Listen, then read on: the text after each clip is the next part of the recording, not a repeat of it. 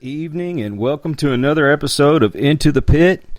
Tonight we have a very special guest, one of the stars of TV's Ghost Brothers, the Marcus Harvey. Hello, Marcus.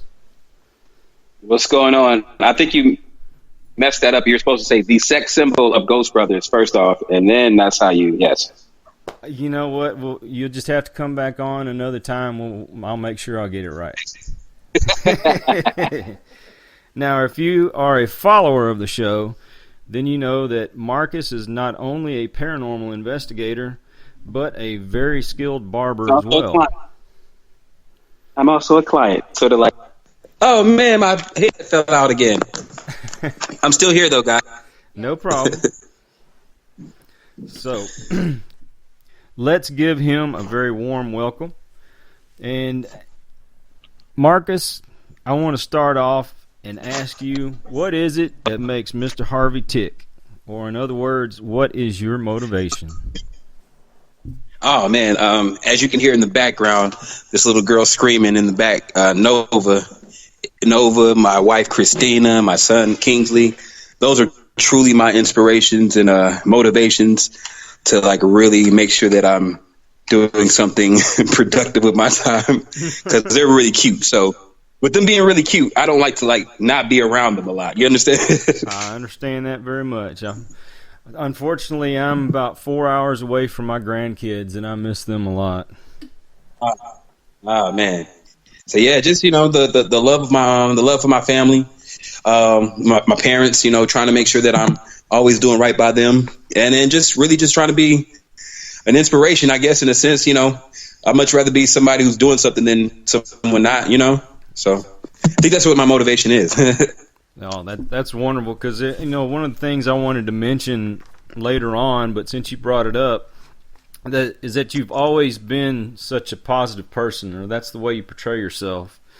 And do you have advice for those that are looking to do what they want to do in life? Yeah, such as yourself, Kyle. With me even being on this podcast, you've shown an example of somebody who's like really just pursuing their dream. I think that it's really very simple.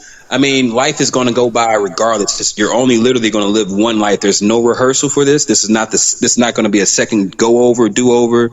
So it's like, why not try to accomplish as many things as possible? Why not try to create as many artifacts as possible, and really believe in yourself, and not necessarily be the first person to count yourself out. A lot of times people be the first person to count themselves out before anybody else has the opportunity. And a lot of times with that being the case, we lose a lot of great inventions, great movements, great inspirational moments, because people are just, stuck with fear. And I just got tired of being fearful. So I guess that's why I just jumped into like just loving life and just really trying to squeeze every ounce out of it, because I already know it's stingy. So you might as well go get it. Well, I find that a lot of us are our own worst critic. And we always find reasons why not to do things, but there's more reasons to get out there and do things. Yep. Yes, there is. So how long have you been a barber? I've been a barber since I was 13 years old, but I've been a pro barber for since I was 25. So, and I'm turning 36 in a few months. So, yeah, 11 years right now professionally. But I've been in the industry since I was 12. I used to be the little fat kid in the barbershop who used to get to sweep up the hair, get all the snacks for all the barbers, clean the bathroom. So I was just like a little custodian. And just being raised by like 12 dope black men, in that sense, like just seeing in that barbershop how these brothers are just like dope in their own right, like cutting hair and just really making money, being entrepreneurs. I'd like to tell people that typically the first entrepreneur that you meet is a barber or a stylist, and so those were like my first examples of people who were just like really getting out, doing stuff that was like beyond their fears, really structuring their own personal business. And then it just kind of continued to grow like that. So I just always just thought it was dope that they had athletes waiting for them, people that I was watching play for the Hawks come into the shop waiting for, this barber just to get their hair cut right. you know, the lawyer, the doctor, the mayor. You know, there were so many people who would come through there, and then there would just be the regular everyday person who just was raising his kids and just trying to be an upstanding dude. And I was just like, well, that seems like a pretty cool, you know, lifestyle track. You know, I wanted to hoop, but I had asthma, so and I'm 5'7", so it's not like I'm really going to, you know, make it to the NBA. But even though I can hoop, though, don't get it twisted, I can hoop. But that wasn't going to be, once I figured out that wasn't going to be my trend, I just kind of like just stuck to what I thought was more impactful in the community, which is like being a barber. You talk to everybody every day. Well, it's an art form in itself. Yeah. Well, yeah. You know, they made a basketball movie about me. Word. Which one was that? White Man Can't Jump? Yeah, White Man Can't Jump. You're Woody? You're Woody in there? Yeah, but they left out the part that he can't shoot either. Oh, man. Oh, okay. So he was on both ends. Okay. This is White Man. Okay, cool. Yeah, and one of the biggest questions that people are asking right now, are you ready for Christmas? Oh, heck no. Christmas is already here. Why would I be ready for Christmas? No one's ready for Christmas. The people who are ready for Christmas are just cheating. That's what I feel like. The people who are ready for Christmas are cheating. One thing that I am ready is, and I'm seeing right now, my wife is really ready because I'm literally sitting on a pile of like the family pajamas that we're going to be taking to Houston for the family. So yeah, y'all going to see one of those nice little pictures of me pretty soon. Oh, sweet. So you're going into Houston, huh? Yeah, that's where my dad and them. That's where my dad and them are from. So, you know, I was born in Houston, raised in Atlanta, Georgia, and then I went to high school in Morristown, Tennessee, and then I was moved back to Atlanta to, you know, pretty much just pursue my career in, I guess, barbering. So. Oh wow. Well, we're actually going back to the Houston area for Christmas ourselves. I'm originally from Baytown. I don't know if you know. Okay, word. I'm from Mo City. All right. I'm from Mo City. And, yeah. And so we out here. We're two Texaners, huh? Two big Texaners. My wife's a Pasadena girl. Okay, look at y'all. Look at y'all. Look at y'all. And her. And I see the bangs in Tennessee. I see the bangs, wife. I see the bangs. I see you, love. I see. Okay, girl, get those bangs right. I see you. I see you. But no, really, one of the top questions that we ask is, you know, what got you started in the paranormal field? I guess I would have to be as honest as I could be. What got me into the paranormal field was my brother, Dalen Spratt. I used to be his barber when he was still living in Atlanta. And we actually worked on a project prior to that actually was a sitcom that me and him were working on, a little low-budget sitcom they worked on probably some like years ago, maybe almost 10 years ago. We might do a throwback Thursday about that. But we were on this little sitcom together, and we just kind of bonded. And we just really grew to be great friends. And so after the sitcom didn't really get picked up, I just kind of continued in barbering. He was coming, you know, getting his hair cut, and he was always been just a very smart, driven, you know, dope guy. And he just was like, yo, man, I got this concept of, me and Jawan had this concept of doing a paranormal investigation show. And he's like, you know, you're a stand-up comedian. You like making people laugh. And I know you ain't no punk. And I said, yeah, okay, cool. He said, you want to come hunt ghosts with us? I was like, well, hunt the Holy Ghost? Because that's the only ghost that I know. Robo Shot Time. I hunt the Holy Ghost every Sunday. It's called service. That's what I do. It's called going to church. So I was a little reluctant at first, but he's a very persuasive guy. And he just was like, yo, man, just come try it out. And so we tried it out. We did a pilot episode, which was the first time that I ever went on a paranormal investigation. We did we went to Sorella Sweet House in Savannah, Georgia, and we did my first hunt. It was just crazy. So it was funny because it was allowed me to get over a fear of the paranormal But at the same time, it like made me feel like, okay, if I can get over that, then I can pretty much just do anything after that. So just so happened that everybody loved the pilot. Discovery Channel loved the pilot. They put us on Destination America the first season. Second season, they premiered us on TLC, and then they moved us back over to Destination America. And from there, it was just a good situation, just fun. And ever since then, I've just found it interesting on like more so like the stories behind most of these investigations is what really triggers my curiosity a lot of times. It's just the knowing why, wanting to know why, how, what, all those things. And I think that's what's kind of drawn me to it to continuously do it now. So, yeah, that's how I got started. Well, do you find that some of the people that are into doing the shows and stuff, and by no means I'm not counting y'all in this category, but a lot of them are faking evidence just to get on television? I can't speak for anybody else because I've never been on anybody else's set, but I don't fake. I know that much. So if I'm scared, I'm bouncing. If we find something, because I mean, we're natural skeptics. You know what I'm saying? And so I think that's what's brought authenticity to the Ghost Brothers, because like me and Juwan are automatic like skeptics. So it's like you're not going to be like, oh, he's a skeptic. Oh, and then how do you find this? It's like, nah.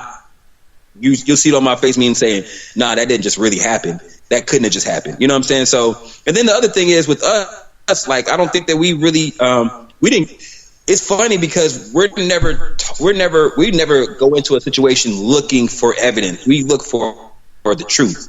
Yes. So it's like it's not like we're trying to it's not like, you know what I'm saying? You don't over pursue trying to grasp everything. Like we just really go by what is presented. If we catch it, we catch it. If we don't, then it ain't hunted on that day. Maybe they were just chilling. They didn't want to come check us out. They were like, oh, the Ghost Brothers don't come out. They're going to be having jokes. I ain't want to deal with all that. So the ghosts be like, I'm just going to chill tonight. I'm going to go to sleep. It could be all that. But, for us, I know specifically for us, we go into every investigation almost like blindfolded. The day we get there, we learn about the story. We dig deeper so that we can ask the right questions while we're out there investigating. And it's just one of those things where just like, there's no need to fake it, Because you fight so much fight so much to try to prove that it's real, that it's like, well, I mean, it's like, yo, we got cameras. Like, you gonna believe it or you're not gonna believe it. If you think we doctored it, you just were already gonna think that we were doctoring it anyway. So, exactly. So, what's been your favorite place to investigate so far? Rose Hall, Jamaica, and I don't know if it was because we were in Jamaica, but I think it was because we were in Jamaica. Yeah, pretty much it was because we were in Jamaica. But I don't blame you. I would want to go just for that myself. Yeah, Rose Hall was Rose Hall was a very interesting place. The story was very compelling as far as like the White Witch. It was just a very. You could connect several ways to that type of investigation. Of course, the landscaping was beautiful, the home was beautiful, but you could always feel some type of dread in there. So it was just like, oh man, it was real nerve wracking. I will definitely tell you guys it was massively nerve wracking because it was like you'll wake up, you're like, oh look how pretty Jamaica is, and then the nightfall hits, you're like, oh snap, are we really looking for ghosts? It's like, how did we swing that? We were just on a resort drinking some doggone mixed drinks, and now we over here saying, now we're trying to get EVP readings. Maybe we should have thought about this a little bit better, So. Oh man. Yes. So, okay, let's talk off camera. What's probably one of the scariest or weirdest things you've ever run into? I think I didn't even need to say because I already knew what that answer was. I just wanted to give a very much more. Of course, Cleveland, Ohio. I don't even remember what the name, whatever that place was called. The Devil's Airbnb, I think is what the title was. It was the most demonic place that I've ever been to, and it was just kind of one of those things where you have to really check and see where your spirituality is, even when you're pursuing the paranormal, because essentially you're still trying to investigate the dead in a sense. You understand? Mm-hmm. But you're still trying to alleviate some of that disaster, if you will. So I would say that Cleveland was a very unsettling place because it wasn't necessarily we were trying to find, you know, a specific. It wasn't that we were trying to find a specific story, but it was more so that the environment that it was in and what it was used for it right now had such a demonic presence that you're not even realize you're like, yo, I'm with this might be demons versus a spirit trying to, you know, cross or whatever. This might be an inside, you know, and you're like, I'm cool with having demons following me. You know, ghosts, I ain't mad at a ghost, a nice ghost. A nice ghost can come follow me to the crib because maybe he can pick up on the water bill or the light bill. You know, he can pitch in or something. You know, if I forget to leave leave the refrigerator door open, he can close it, saving me money. But a demon ain't doing all that stuff. A demon doing way dumber things than that. So yeah, I was like, I'm not good with that one. So that was probably the one that I was pretty much not for. I was not for that one. So, you know, a lot of us will use sage and things like that for protection, different symbols. I guess you would say probably your spirituality and prayer would be your biggest shield. Yeah, well, shoot, I use it all. Like, I practice safe ghosting. You know what I'm saying? Do they make condoms for that?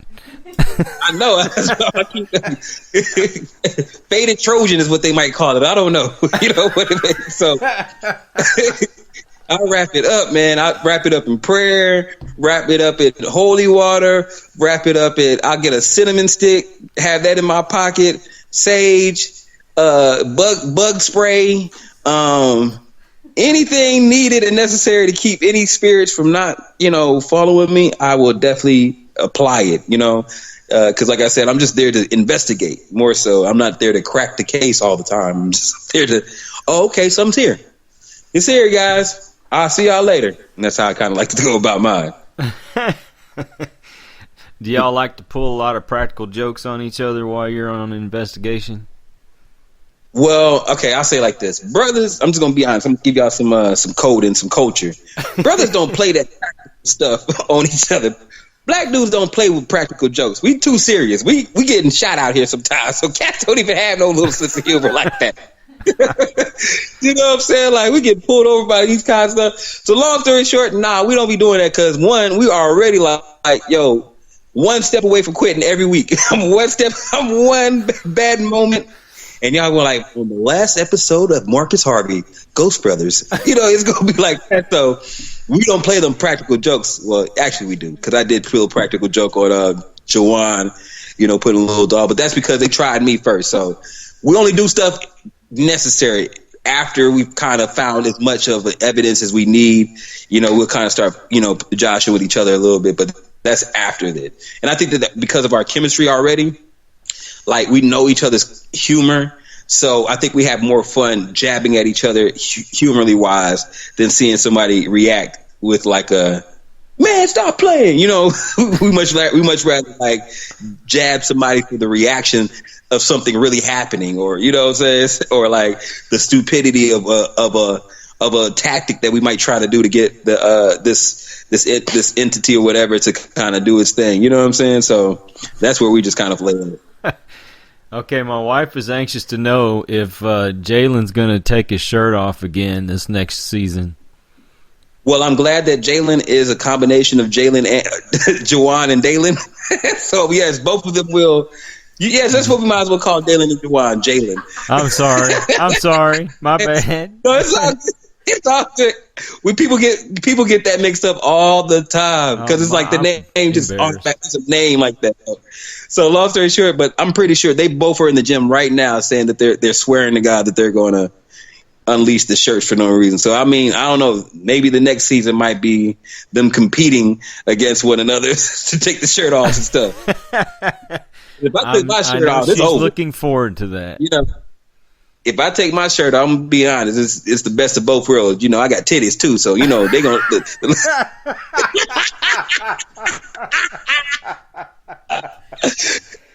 Yeah, we have to stop Everybody this interview for a moment, please. My shirt off, I'm like, oh, okay, perky at least. Well, I know one of the things that I found so compelling that we were just hooked on the show immediately was the chemistry between you guys and the authenticity of it, and I mean y'all pretty much stand for the same things we do as far as investigating goes. Just like you said before, you don't just go in there saying, okay, we're going to prove there's something here. You look for a reasonable explanation. And you guys are original. I will say that. Your show is original, and I look forward to, even if they're having a marathon and I've seen them 3 or 4 times, I still sit there and I watch them because I enjoy y'all so much. And I'm not just saying it to, be saying it. Because I'm on the show. You're not just saying that because I'm on the show and you didn't pay me. I know.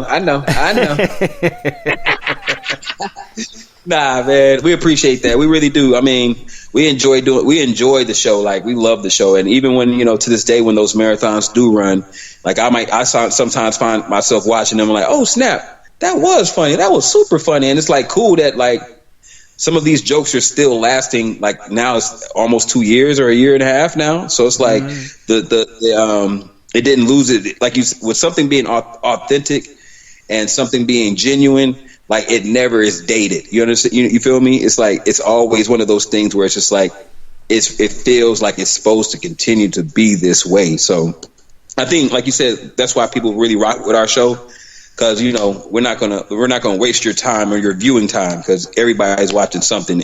So we're not gonna waste your time with no garbage. I hear you. So yeah. I think my favorite was when you were going after the doppelganger and they called you Darkus. Yeah, I jabbed them cats in the face off camera. Y'all didn't see that. That's why everything was black and white for the rest of the episode. But shoot, we all dark. I don't know what they trying to act like. Shoot, ain't gonna complexion shame me. I'm sexy. They wish they was dark as me. Shoot, everybody wish they was dark as me while you're playing. Chocolate sexy ass. I'm sorry, I just got on my own stuff right there. I saw the mirror and I said, man, stop it looking at me like that. I looked in the mirror, I was like, stop looking at me like that. Joe cute ass. Oh my goodness. They done made me forget what I was going to ask next. It's all good. It's all love, baby. It's all love. But so what did you guys about that? What was you guys' favorite episodes? Oh my gosh. I'll have to say, and I was going to incorporate this in one of the questions we were going to ask, but when y'all went to, I can't remember the name of the place, but I remember the situation. You were going to try to find a place that had a prostitute in it, and you were on the phone with your wife, and you was telling her, "Oh, babe, I'm going to look for this prostitute." She's like, a prostitute? I was like, she dead. I mean, dang, when your wife calls a lot of times, and that's the dope thing about our show too. My wife really, really rocks with our show. Like my mom loves our show. All of our moms love our show, and it's just funny, like because my wife like participates, and so it was like she literally does call me at the wrong times, and that was like the dope thing about that one was that I had my mic on, and I was just gonna tell. I kept telling her, I was like, you're gonna call me at the wrong time, and I'm just gonna put you on speakerphone, and you're gonna be on TV. She's like, no, I'm not. I don't do that. I always call when I'm supposed to. Boom. Seguin, Texas. Hey, what are you doing? Looking for this prostitute right now. What are you talking about? And it was just like, oh man, maybe I shouldn't have said this prostitute, but I was scared at the moment. I was in a hotel that had an axe murderer spirit in there, so I'm like, I don't know if I really want to be around this situation. And it just was like, I'm just trying to speak her to get her off the phone, and you just kind of get yourself caught up in some thing. Yeah, but yeah. I don't know. Can you hear me? Yep. Okay, my favorite episode is when you guys are dancing in the ballroom. I Yeah. rewound that and watched that over and over and over. Electric slide. Now we did practice that because Jawan was offbeat the first 5 takes. He was offbeat the first 5 takes. So, and I was like, we're not as the only black men on in Paranormal.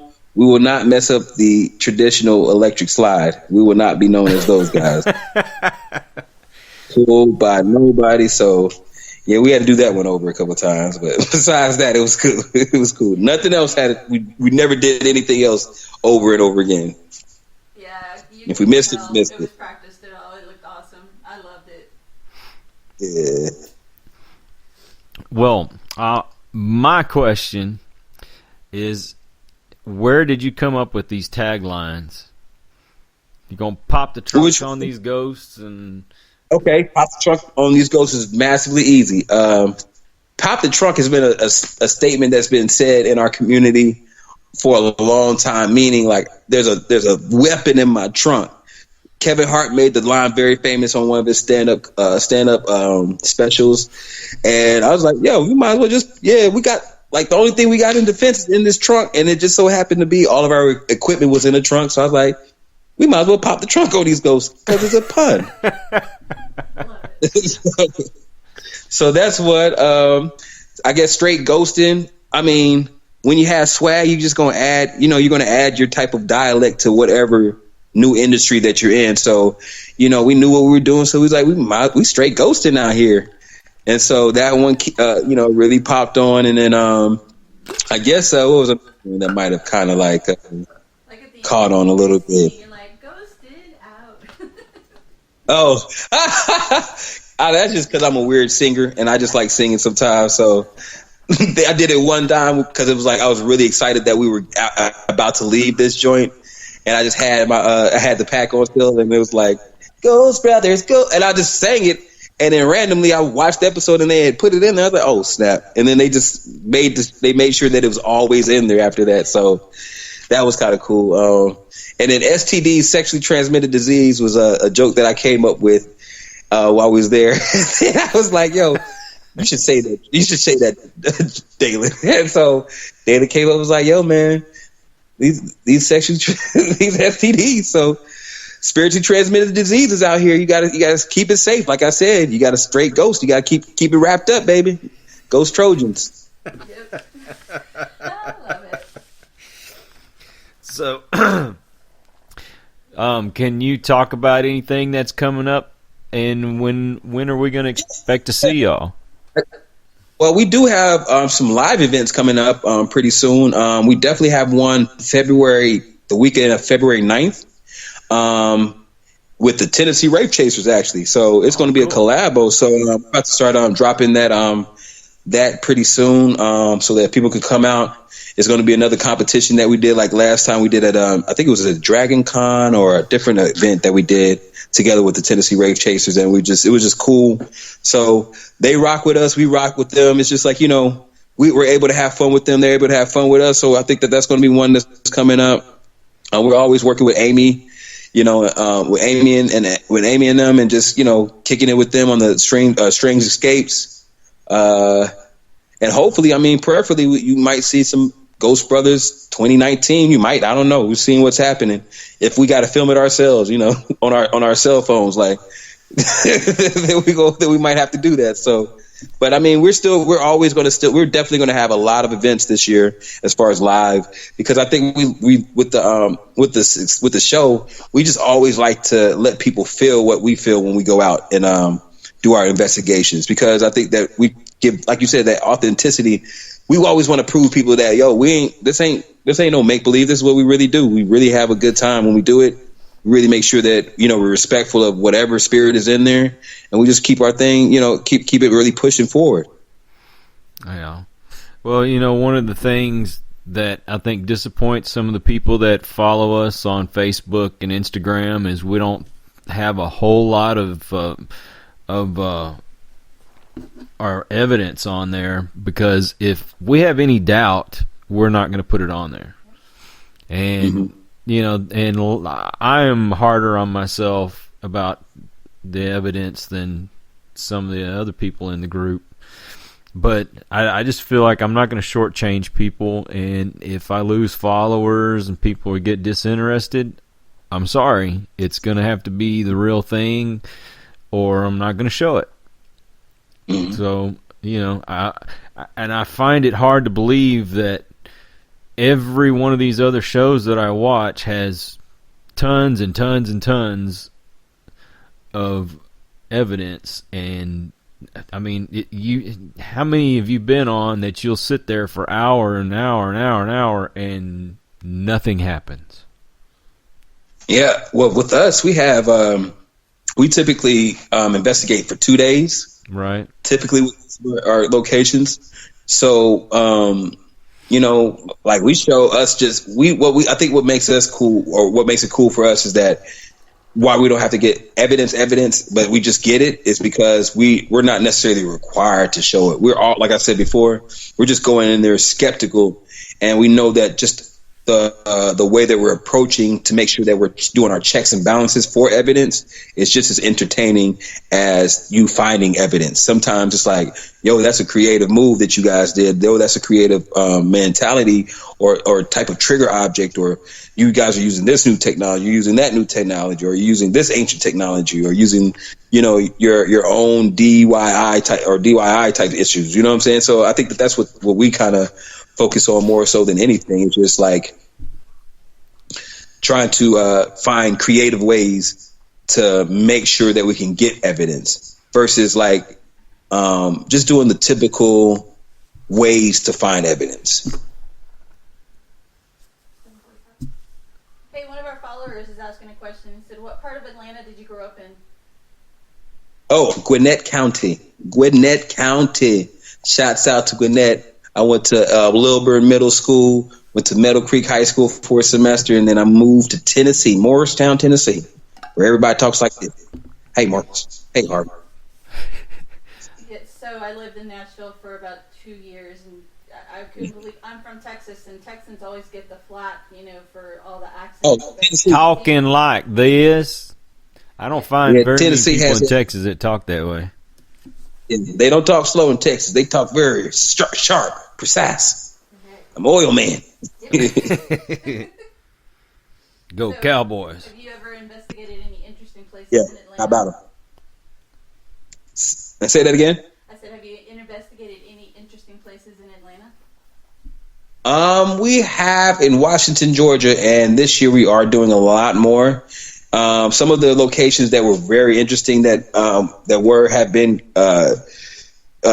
renovated in a sense, like they just tore it down or something like that. So a lot of those historic spots in Atlanta have kind of been put, here and there. So you got to find like creative spots to go investigate, like, I don't know, some creative spots to kind of find it. You know what I'm saying? So y'all plan on doing more investigations away from the limelight? Oh yeah, most definitely. Yeah, that's what those live events are going to be, more so than anything. Us just really getting you guys to kind of come out with us. It's always funner when there's more people involved, and then sometimes we do our own investigations if we find something that is really, really curious. And you never know. One day we might just come to people's houses and just see if they got ghosts in their houses or something like that. Spend the night at their crib. Y'all need to come out to Austin. Y'all got a haunted house? Not our house, but there's a lot of locations around here. Like the Driscoll Hotel is famous. Word. And a few of the cemeteries around here. I mean, and the history behind most of them are worth the trip out there. Yeah, there's a lot of Indian burial ground around here, so it's very active. Yeah. So I have a question from my friend Rodney in Houston. He says you mentioned about the house that y'all were looking for the prostitute, and he wanted to know if you could get him the hookup. I'll pass his number back.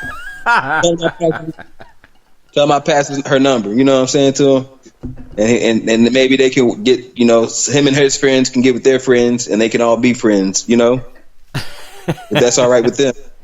That's all him. So, anything going on that you want to talk about? Going on for yourself, away from the group. Anything any kind of endeavors you got going on? Well, I'm just continuously cutting hair. Still cutting for the NBA. Pop-up shops here. Opening up another. Expanding my business, opening another barbershop, or actually another salon. Excuse me, another salon in the next few months. Also starting a product line. I have a couple of philanthropy initiatives that I'm doing as far as with children of felons, getting vouchers for haircuts. Also doing a situation called Prom Kings, where I'm giving under privileged young high school students tailored suits from Day and Dewan and haircuts for me for their prom and dinner on us. Other things we're trying to create is just bridging the gap, man. Just trying to make sure that everybody. And I think I forgot to say one thing about this too. I think why we love investigating and ghost hunting and ghost investigating, as they say, is because we like to let people be who they are. You know what I'm saying? And feel cool in who they are, feel cool in their own skin. And if they're interested in something such as paranormal, to dive into that. If you're into something like bug collecting, dive into that. And just know that when you dive into it, you're the person who's gonna make it fly. So, that's how we kind of just roll with it. And those are the things that I'm just trying to do, more so maintain and grow and expand. So it's gonna be a big year, 2019. Raise my kids right, spoil my wife, You better make a lot, hopefully. Well, see, I think we've fallen more in love with you now, because you are the positive person that I thought you were. Oh man, I appreciate that.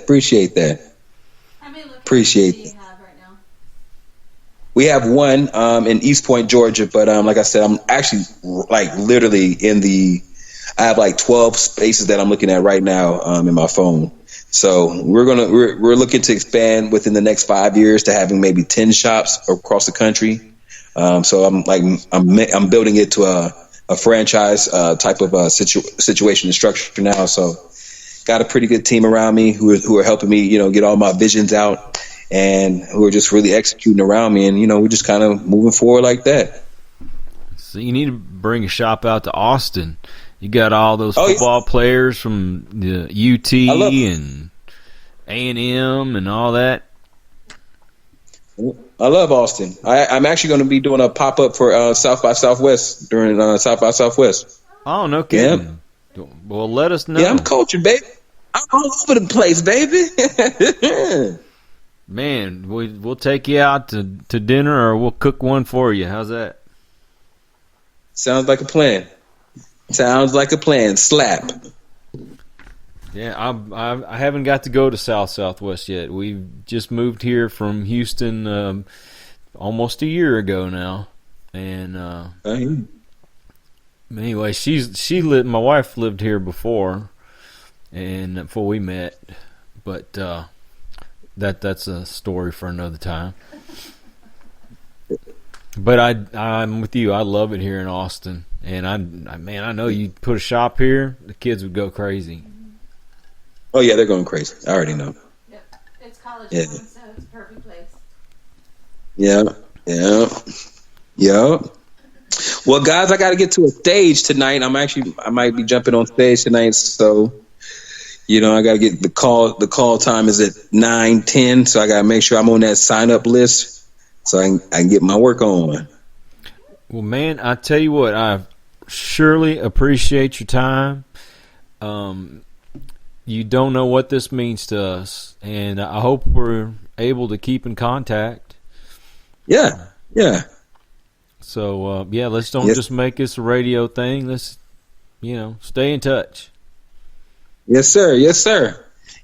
I appreciate you guys for having me on. And if anybody wants to find me anywhere, y'all can find me on my Instagram at the Marcus Harvey. My Facebook is after it got hacked. My Facebook got hacked too. I just wanted to put that out there. Oh. It hurt my heart. my picture. So my Facebook got hacked, so I'm starting my whole page back over right now. So it's Marcus Harvey. You can go to my website, thebarberstar.com. That's also some stuff that's going to have me, doing some things. And then, we're just going to continue to grind and grow. Well, all right, man. Anything else you want to add before we go off there? I mean, shoot. Cowboys going to win the Super Bowl this year. How about them? Oh, amen. Now, I tell you what, you're going to get the best meal you ever had in your life. Hopefully Dak does a little bit better on not missing those big plays to Amari, and they can connect a little bit better. And maybe they can get Ezekiel running a little bit more too. So they're going to get him some more touches, keep that defense fresh, and that's going to be an easy way to go ahead and get that Super Bowl. I tried to get my daughter married off to Dak, but I guess he wasn't going for it. Dak got him. Very nice young man. We got to meet him. He's a very nice young man. But anyway, we're going to leave it at that. And thank you once again. You've been just wonderful. And as I said, please stay in touch. And if you're ever in town, give us a holler. And we'd love to go on a hunt with y'all. Yes, sir. Yes, sir. Let's make it happen. All right, pass it on to your buddies if they'd like to get on air. I would love to talk to them as well. Yeah, just DM. Especially Dalen definitely jump on. And Juwan. Both of them actually will. So, just hit them up. I'll do that. Thank you so much. Paw boy.